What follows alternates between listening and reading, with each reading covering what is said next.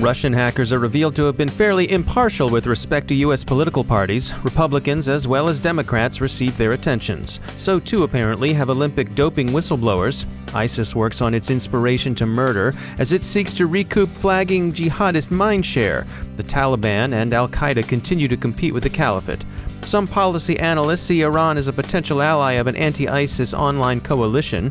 The Micros point-of-sale system hack appears to underlie credit card compromises. Secure Boot's golden key is seen as a cautionary example against implementing backdoors. We've got some security industry M A and IPO notes, and for some reason, researchers develop a proof of concept for a DDoS-based cryptocurrency.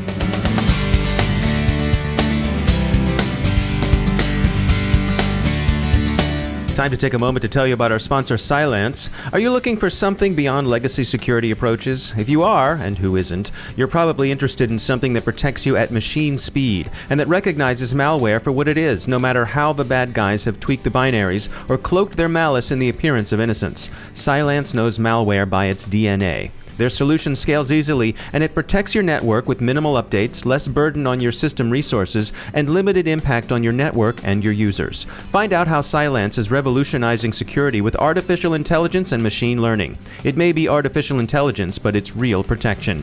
Visit Cylance.com to learn more about the next generation of anti-malware. Cylance, artificial intelligence, real threat prevention. And we thank Cylance for sponsoring our show.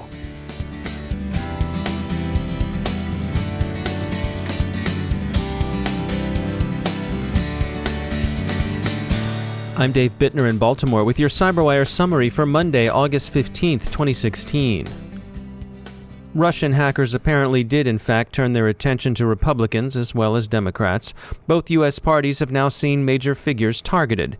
Observers have been sifting through emails dumped by DC leaks at the end of June, and they've noticed emails from the staffs of Senators McCain and Graham. At the time the documents were posted, most attention was drawn to emails from former senior NATO commander General Breedlove that appeared to seek a harder NATO line toward Russia. Elsewhere, documents purported to depict an off-the-books payment from Ukraine's former pro-Russian government to Paul Manafort, a senior advisor to Republican presidential candidate Trump. Manafort has had international clients, including former Ukrainian President Yanukovych. He denies receiving off-the-books payments. Senior Democrats are suffering from loss of personal contact information, which has exposed them to various forms of harassment. The upshot of this is that interest in and intrusion into the electronic presence of U.S. political figures is on the upswing. Consensus continues to regard Russian intelligence services as the source of the incidents. Former Secretary of Defense Panetta weighed in at week's end on the controversy over emails suggesting influence from the Clinton Foundation over the State Department. He doubts there's much to see there and notes that posturing about influence is part of the daily coin transacted in Washington. In other Russia-connected news, this one with a connection to the Olympics, the World Anti-Doping Agency says that the electronic account Russian whistleblower Yulia Stepanova holds with the agency has been illegally accessed through a cyber attack. Stepanova and her family are said to be in hiding. The most recent disqualification of a Russian athlete for alleged doping took place this Saturday. ISIS struggles to recoup its flagging influence as competing jihadist factions make inroads into the Caliphate's mindshare. It continues to turn to the disaffected, and its online messaging grows sharper, at least in Europe and Africa. Those who adhere to the Caliphate's authority should kill Christians. Some observers wonder whether this is a kind of information ops bank shot, seeking to provoke a crusader backlash which would in turn spur the Ummah to a more militant piety. Others see the message as both obvious and direct. The goal is what it's said to be: death to unbelievers. Some policy wonks see Iran as a natural ally of the U.S. against ISIS, at least online. Others think social media companies will be judged on their inability to interdict jihadist messaging. Iran is reported, by the way, to have just concluded an agreement with Robert Mugabe's regime in Zimbabwe to supply that country with a broad range of cybersecurity tools. Visa warned late Friday that some cardholders' information may have been compromised through vulnerabilities in Oracle's Micros point-of-sale system. Giovanni Vigna, Ph.D., Lastline co-founder and CTO, and also professor in the Department of Computer Science at the University of California, Santa Barbara, offered this comment to the CyberWire. Quote, "The security of a system as a whole is as strong as the strength of its weakest link. That's why complex systems that handle sensitive information should have multiple levels of protections to ensure that no device can be infected. Point-of-sale malware is particularly hard to detect because often point-of-sale systems do not have in-host endpoint protection. In these cases, network-level protection systems become paramount." End quote. Krebs on Security says the Eastern European cyber gang Carbonac is behind the compromises, and that it appears credentials stolen from Oracle's microsystems may have been used to plant malicious code on point-of-sale terminals that may in turn have been used to harvest credit card information. In industry news, Palantir buys data visualization startup Silk, and KBR announced Friday it had agreed to acquire Maryland-based Honeywell Technology Solutions for $266 million. Honeywell Technology Solutions offers a broad array of services, including security services, to U.S. defense and intelligence community customers. Carbon Black, formerly Bit9, is expected to issue its initial public offering next month, which will be an outlier in this year's unusually slow IPO market. Tanium remains a favorite unicorn, receiving press coverage that says it aspires to be the Google of cybersecurity. And speculators look at the fall in FireEye's stock price post-results and, looking at layoffs and other cost-cutting, expect FireEye's valuation to bounce back. Concerns continue about backdoors as Microsoft works to recover from the exposure of the secure boot golden key. Since this leak has implications for the security of backdoors as a technique that might balance privacy and security, many observers see this as a cautionary tale for policymakers. We heard from Ray Rothrock, CEO of Red Seal, about what lessons this episode might hold for backdoors generally considered. Quote, "We recently saw the Neo-Terrace firewall, Juniper, backdoor key published in the hash code, live and public on the internet. Backdoors are secrets that only a few know, and they're bad ideas. This is another example where backdoor access found its way to the market, except this more broadly impacts security. While backdoors are sometimes essential for saving things in certain situations, giving the capability of backup, rebuilding, imaging, and such these days, I have a hard time thinking backdoors were required at all. Things happen and people make mistakes, as in this case. Even though the authors of the backdoor thought this would never happen, it did. Backdoor designers should rethink their use of such mechanisms." End quote. And finally, University of Colorado researchers demonstrate, for reasons no one can really seem to grasp, a proof-of-concept cryptocurrency that would let participants mine currency by participating in denial-of-service attacks. Let's hope we don't see similar proof-of-concepts from other Colorado institutions of higher learning, like, for example, the Colorado School of Mines, the only U.S. college or university to offer a major in demolition.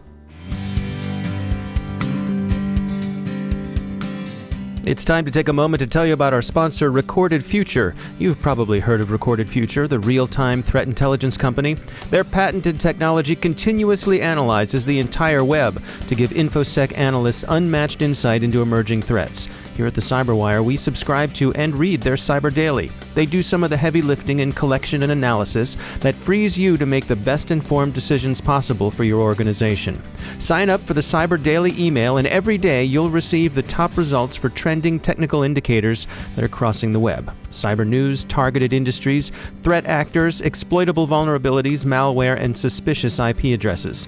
Subscribe today and stay ahead of the cyber attacks. Go to recordedfuture.com/intel to subscribe for free threat intelligence updates from Recorded Future. It's timely, it's solid, and the price is right. And we thank Recorded Future for sponsoring our show.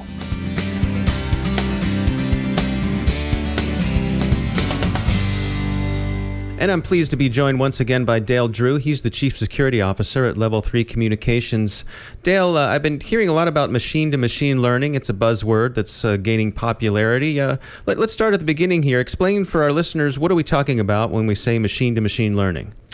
You know, what we really mean here is we mean computer programs or algorithms that is analyzing network traffic, analyzing machine log data, and learning behavior of those systems, beginning to learn what is legitimate, and also having algorithms to discover things that it knows is not legitimate, and then being able to report those. We've seen a significant advantage in being able to monitor systems. Most security systems today are really geared for detecting bad activity. And so you have to know what bad is. And so as attacks evolve and change, your understanding of what the bad activity is has to be as up to date as the bad guys are. And that's why the security community has to be so responsive to bad guys as opposed to proactive to bad guys. Machine learning provides the ability for us to be able to detect what we know to be good and then look for things that fall outside that normal good behavior. And everything else could be bad. And that allows us to identify emerging attacks, new techniques, and other activity that we would otherwise not been able to detect. And I think that it's going to change and revolutionize our security industry in ways that we've never seen before. So is this in part, dealing with the velocity, the rate of change that the machines can adapt faster than say humans monitoring the situation? Absolutely, and it's just like your credit card monitoring company, right? What they're doing is they're monitoring your credit card purchasing history and where you buy products and when you typically buy products and how often you travel. And it's looking for deviations in that behavior. And when it sees those deviations, it flags that transaction and contacts the owner and says, is this you? And this is really exactly us applying that same sort of time-tested technique to the cybersecurity industry.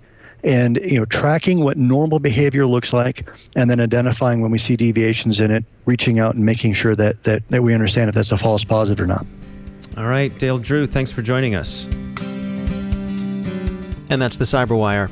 For links to all of today's stories, along with interviews, our glossary, and more, visit thecyberwire.com. Thanks to all of our sponsors who make the CyberWire possible. Our ad space is filling up fast through this fall and into next year, so if you want to reserve a spot on our show or daily news brief, don't delay.